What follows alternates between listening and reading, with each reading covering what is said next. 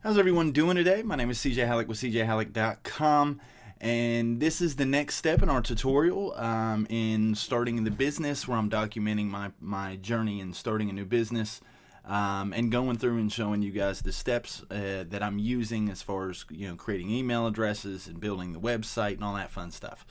So at this point, we've registered our domain, hosting, SSL certificate. We got the SSL certificate installed, the hosting and your cPanel set up, and the next thing we're going to need to do in this process is to actually create an email address that we're going to be using as the main email address. And that, for this example, and we have it in our documentation worksheet, our profile needs worksheet.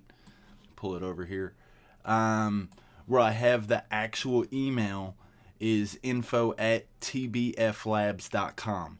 So this is the email that we're going to create in this video. So we're going to go ahead and get jumped into that and go ahead and get that created.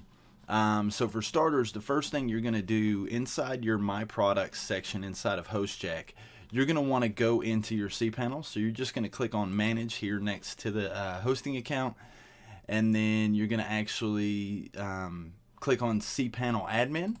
This is going to take you into basically the dashboard, if you will, for your cPanel. It's going to look like there's a lot of stuff that you can get lost in, and don't worry, most of this you won't need to know, but there is plenty of other things that you can work with moving forward, as far as making sure that you have decent understanding for what you need to know inside of your cPanel, which isn't going to be much, but everything that you're going to need to know, I'm doing videos on, so you'll see it all. Don't worry.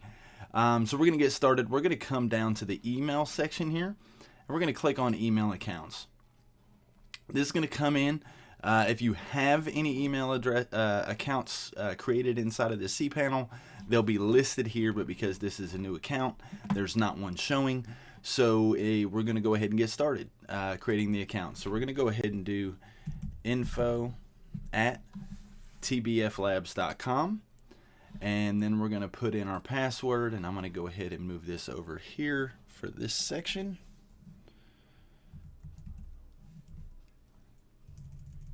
Almost entered the wrong one. Okay.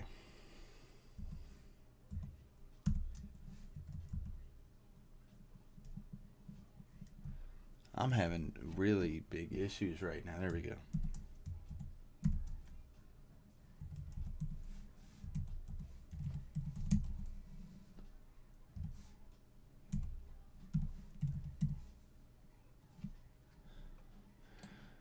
I'm having like serious issues. Okay. And just so you know, there's this little eye icon next to it, next to the password fields, and I highly recommend that you go ahead and use these. Let me go ahead and click this and turn this off and bring it back on the screen. So basically right here where you have your passwords, you can click this box and it makes your password viewable in case if you feel like you keep mistyping, which is what was going on with me, and I apologize for that. But so basically you put in the prefix for your email, which is just, for me, it's going to be info. You may want to have your name there or whatever. And then you have your passwords, mailbox quota. We're going to keep this where it sits, and we're going to go ahead and click on create account. And that is it. I'm going to go ahead and X that out. Basically, you now have an email address created for your account. So you can actually come back in. We're going to go back out, let this kind of refresh, and go back into the email accounts. And you'll see your email address right here. So for moving forward, you can always... you can use Gmail to check this if you wanted to sync that with Gmail. There's a blog post on freewebdesigntutorial.com that I'll be sure to link in the description below, that will walk you through how to actually set that up. Or you can always just come in through your cPanel this way and click on Access Webmail. You can also go to your domain, which for this would be tbflabs.com/webmail. And you can access it there too. The downside with doing it this way is you have the what's the best way to word it? You basically want to ensure that you keep an eye on the email and you don't let a whole lot of emails build up, because the email is associated with the server. And since this is technically a shared server that we're building this project on, you want to make sure you're limited on most of your resources. Like, you don't use up any resources you don't need to use. So you can do it this way. There's other ways you can do it. Like I said, you can use Gmail and have Gmail check it. Or you can actually change your MX records, which is something that I'm looking into for my main email address, cj@cjhalleck.com.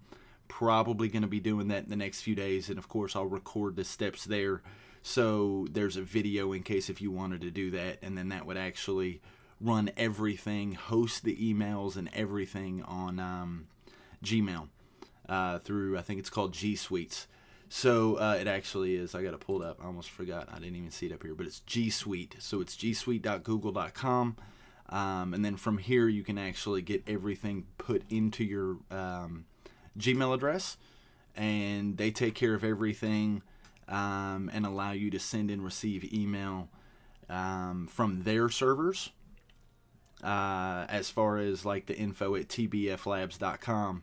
And that also helps make sure you don't get sucked into the spam filters and things of that nature. But that being said, here's your inbox. Basic works just like any other inbox.